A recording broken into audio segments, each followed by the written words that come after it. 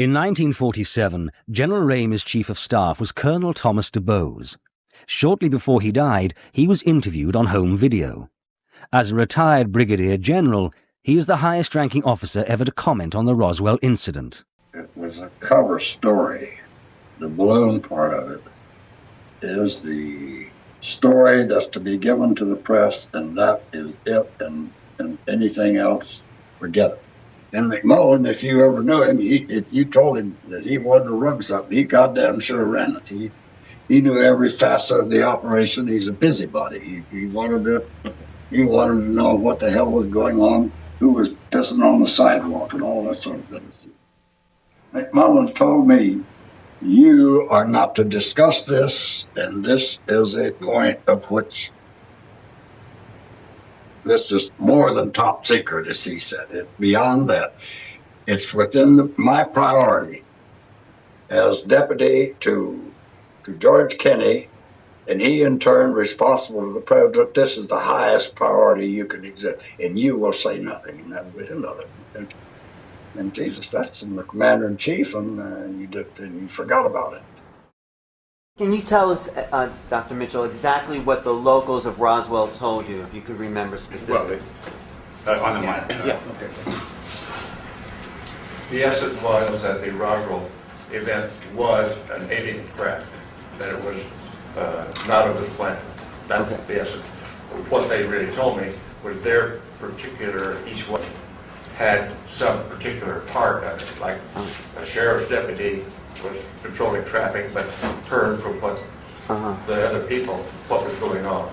The family of the undertaker told about the small coffins that were created for the alien bodies. And my Air Force family friend said, yes, he had heard the same thing from Major Brazel. Each one of them just told what their portion of the activity was all about. So putting it all together, the sum total was, yes, it was an alien spacecraft. This is a very special gathering. For the first time, these people have come together from around the country to a house in Roswell. They're here to share memories of an experience that deeply affected their lives and changed them forever. These are the children of Roswell. They have come home. Being brought here today and meeting these people that I've heard about all my life, but I've never met most of them. It's like bringing back a part of my father that's gone and bringing alive something that has been buried and should be dug up, should be investigated and exposed for everything that it is, because obviously our families have been greatly affected. Our parents' lives were changed, and we never knew why. It's been very good to meet some other people involved, because in 1947, I really didn't know there was anyone else involved. My dad came home from work. He was really excited. When Frankie Rowe was 12, her father told her a story she will never forget. A fireman at Roswell, he and his engine company were called out to a second crash site in the same area. Got there, but we saw a crash of one of the flying saucers. And he said one of them was still alive, and it was walking around. And he said there were two other bodies, but they were in body bags, so he really couldn't see them. Mother asked him what they looked like, and he gave us a description about their size, said they were about the size of a small 10-year-old child. When Frankie Rowe went to visit her father at work, a policeman showed some of the crash debris. It would change her life forever. So while they were talking about it, they weren't paying any attention to me, and I just very quietly, I reached over and I got it. And I picked it up and played with it. A man that I believe was an officer came into the house. He told Mother to sit, and so she sat there, and he started talking to me, and he said, I understand that you think you saw something. And I said, well, I saw a piece of material. And he said, no, you didn't. And I don't understand his terminology. So I said, yes, I did. And the more I said, yes, I did, the more emphatic he got that, no, I didn't. And he said, don't you understand that you cannot ever say that you saw anything? Don't you know what you've seen here? That this is, you can never talk about this the rest of your life. And he said, there are things we can do. We can take you out here in the desert and no one will ever find your bodies. He finally said, he asked Mother, he said, can she keep a secret? And Mother said, yes. If we tell her, she will. And he said, well, if she doesn't, you'll all be dead. I try so hard not to do this. I don't want to live this again because we don't know for sure they won't do something. We will never know so long as I'm alive. They promised they would come back so long as I lived. How do I know they won't? My father said, don't even talk about this. This is a non-event. Don't even discuss it with your friends. I never felt like my father was allowed to give me the answers that I wanted as a child. It was an amazing deal that the clamps came down. Well, the clamps are still down. I just wish we could get to the bottom of this while I'm still alive. Every year, there are fewer witnesses left alive, yet the Roswell mystery continues to unfold as more of the children tell their stories. I think anytime somebody is forced to keep a secret, it's going to affect them, their psyche, their well-being. Denise Clark is another of the children of Roswell. Her father was a deputy sheriff and was one of the first men involved. Not being able to tell the truth, I think, hurt our family. I feel like a part of my life has been ripped off. I feel like a part of our security has been destroyed. Radio station KGFL Roswell. When the story broke, they broadcast it. That is, until Judd Roberts got a phone call from Washington. The Federal Communications Commission said, the next word you pop out of this, we'll monitor you, which we knew they could do. And you're gone, and your license is gone. And no hearings or anything else. We're telling you, do it and you're dead. Well, without a license and a radio station, why, you are, in fact, dead. Major Jesse Marcel, the chief intelligence officer at the base, was assigned the task of collecting the debris from the crash site. His selection for the job, UFO proponents say, is proof that the Air Force knew from the start that this was something out of the ordinary. Marcel tells us what he found in that field. None of the materials that we picked up weighed anything. Looked like it was weightless. You couldn't feel that you had anything in your hands. I found one piece of metal, what looked like metal anyway. It was not flexible, but it was as thin as a foil of a pack of cigarettes. It was that thin. One of my boys told me, he said, there's something unusual here. He said, I tried to make a dent in this metal, but he says, you can't bend it. You can't make a mark on it. He says, I took a sledgehammer and whammed it. I put it on the ground and whammed it. The sledgehammer bounced off of it.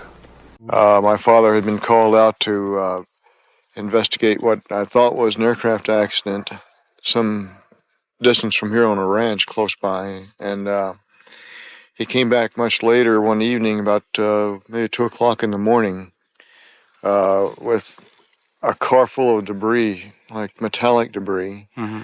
And he was very excited about it. He unloaded a good part of this debris into the house here, into the kitchen part. And he woke my mother and myself up to come look at this, because he had no idea what this was. Mm-hmm. Material that it consisted of was more foil-like, although it was a very strong, very tough material.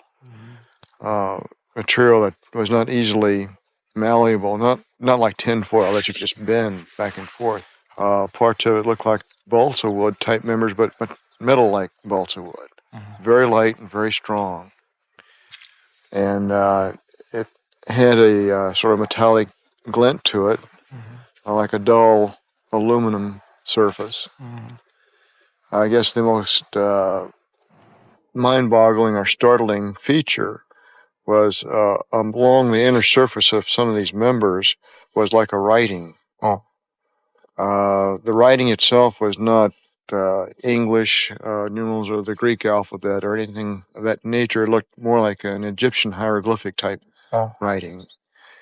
The lettering itself was, I recall, the color was a purplish violet hue, and it looked like it was embossed inside the inner surface of some of the metallic members, the structural frame itself. I recall the longest piece I found was about 18 inches in length and maybe a half-inch. It's like an I-beam, about a half-inch in circumference or diameter. I think he came to the conclusion that this was probably not anything that was made here, at least on this planet. Well, there was a cover-up someplace about this whole matter. They took pictures, of course. They had a whole flock of microphones there. They wanted me they wanted some comments from me, but I wasn't at liberty to do that. So all I could do is keep my mouth shut. And General Ramey is the one who discussed or told the newspapers, the newsmen, what it was and to forget about it. It was nothing more than a weather observation balloon, of course, which we both knew differently. On July 2nd, this rancher, Mac Brazel, saw something crash in a field outside town. Brazel died in 1963, having kept a pledge to the Air Force to keep secret the story of what really happened in this field. Brazel talked to only one person about those events, his son, Bill, now 60 years old. He told him that whatever crashed here was something he could not identify. According to my dad, there was a bad thunderstorm the night before. The next day he was out on the ranch and he found this debris. And he picked it all up in his pickup and was talking to people, and of course there was some talk about UFOs. He was going to Roswell, and as far as I know, he got in touch with the sheriff's department. They in turn called the Air Force. Then the Air Force got with Dad and swore him to secrecy, and they came out to the ranch and picked up this debris. Mac Brazel, who had a rancher's knowledge of such things, told his son that, like Major Marcel, he knew the object was not a weather balloon. He said that's what the Air Force tried to make him believe, that it was a weather balloon. And he said, Bill, he said, it was not a weather balloon. He said, I don't know what it was. But he said it was something altogether different and much bigger. Neighbor Mary Ann Strickland also remembers a visit by her friend, the rancher Mac Brazel. He came by after this incident, and he had been humiliated and detained for several days, and he was a reliable, solid person, dependable, and he was, I think, anxious to square himself with his neighbors when he came by. I mean, to assure them that what he did was on the up and up. He came to the corral. Mac was living alone at this ranch where he was the manager. His wife lived in Alamogordo. And Mac would come and visit with the men in the family. He came into the house once in a while, not too often. And the time that he brought the sample of what he had picked up, he was at the corral. My daughter and two sons and husband were at the corral, and they saw it. My daughter says that it could be crumpled up and straightened right back out. He was telling my family about how badly the Army people had treated him down here. And it amounted to humiliation and detention when there wasn't any good reason. He had come in good faith. And they didn't accept it that way, or didn't appear to. he said they threw him in jail. He said if he ever found anything like that again, he would never show it to them. He would never bring it in. He had done so as what he thought was a good citizen, and he had been humiliated and mistreated, and he was very disturbed. Phyllis McGuire is the daughter of Sheriff George Wilcox. She too remembers the day when rancher Mac Brazel came by her father's police station with the material from a debris field on the ranch he managed. He told me that Brazel had been in to report a flying saucer, and I asked him if he believed that, and he said yes, because I don't know why he would come into my office and tell me this story for no reason at all. He had some material with him, he said, which I did not know what it was. And he said that he had sent some deputies out there, and they had seen some things. They had seen a corral that had some of the material in it, and they had seen a large burnt spot on some grass, about the size of a football field. My mother told me years later that the Air Force asked them not to say anything at all about what had happened, and they changed the story that the paper had put out originally to say that what had been found was a weather balloon. She said that there were bodies and an unidentified flying object on the ground. There were bodies too, but that they stopped the investigation that the sheriff's office was going to do because the Air Force wanted them to.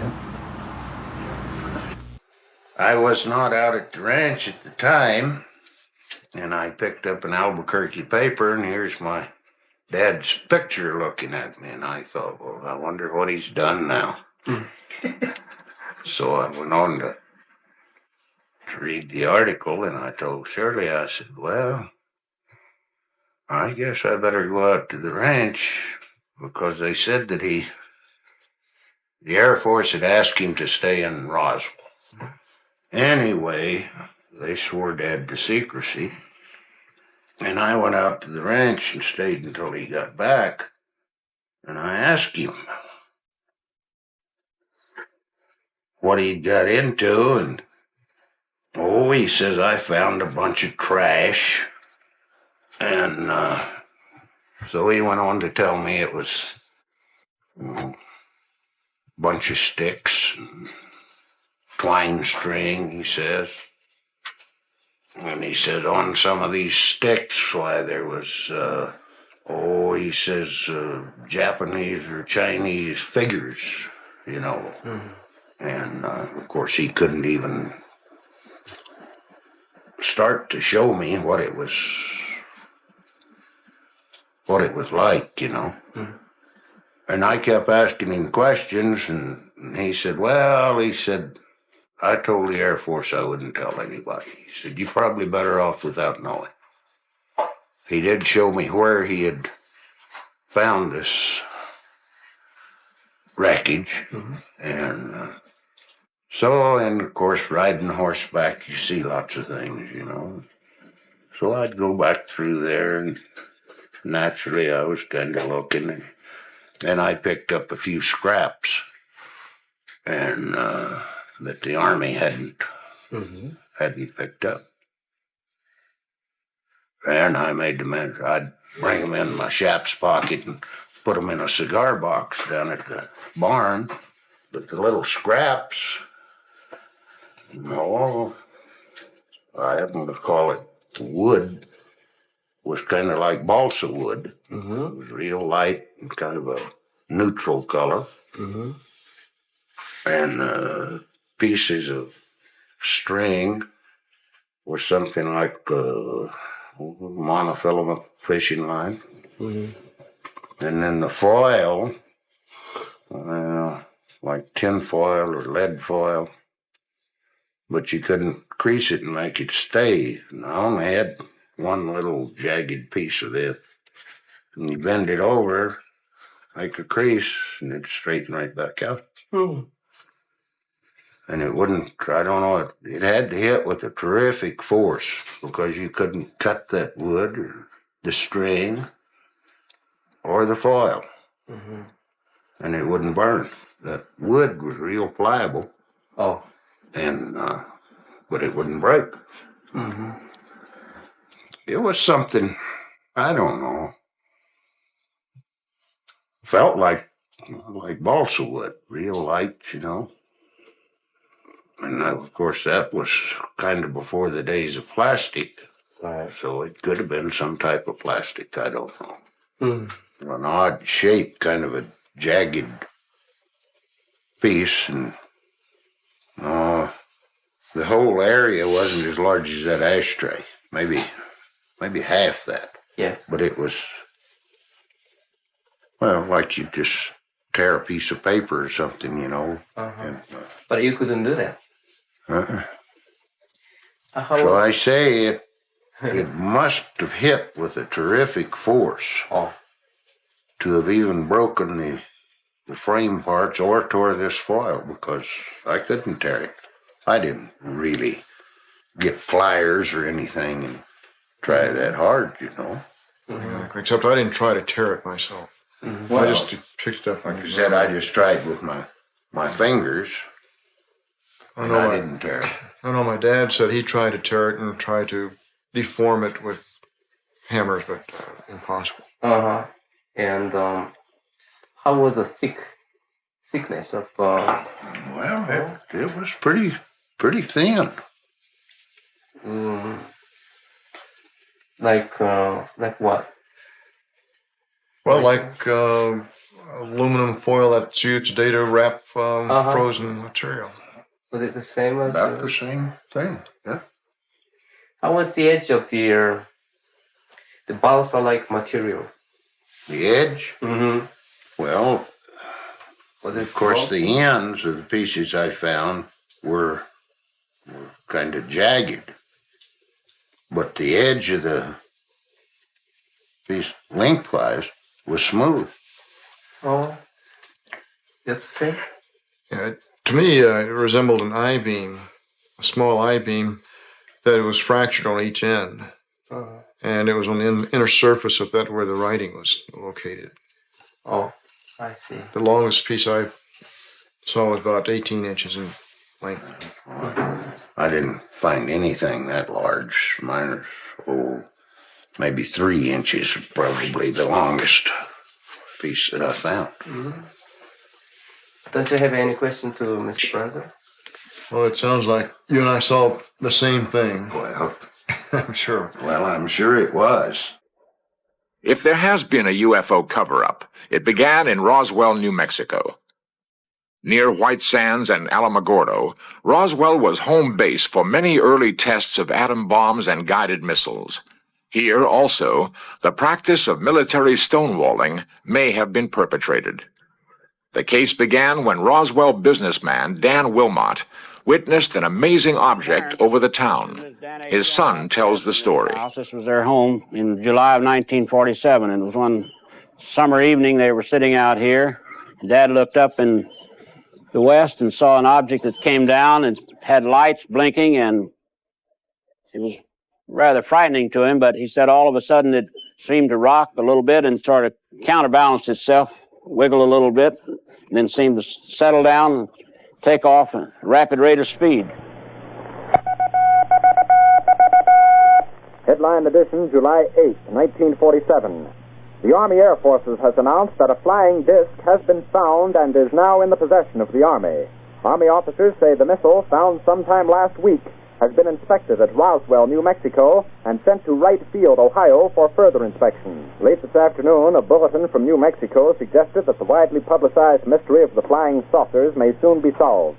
Army Air Force officers reported that one of the strange discs had been found and inspected sometime last week. Our correspondents in Los Angeles and Chicago have been in contact with Army officials endeavoring to obtain all possible late information. Joe Wilson reports to us now from Chicago. The Army may be getting to the bottom of all this talk about the so-called flying saucer. As a matter of fact, the 509th Atomic Bomb Group headquarters at Roswell, New Mexico, reports that it has received one of the discs which landed on a ranch outside Roswell. The disc landed at a ranch at Corona, New Mexico, and the rancher turned it over to the Air Force.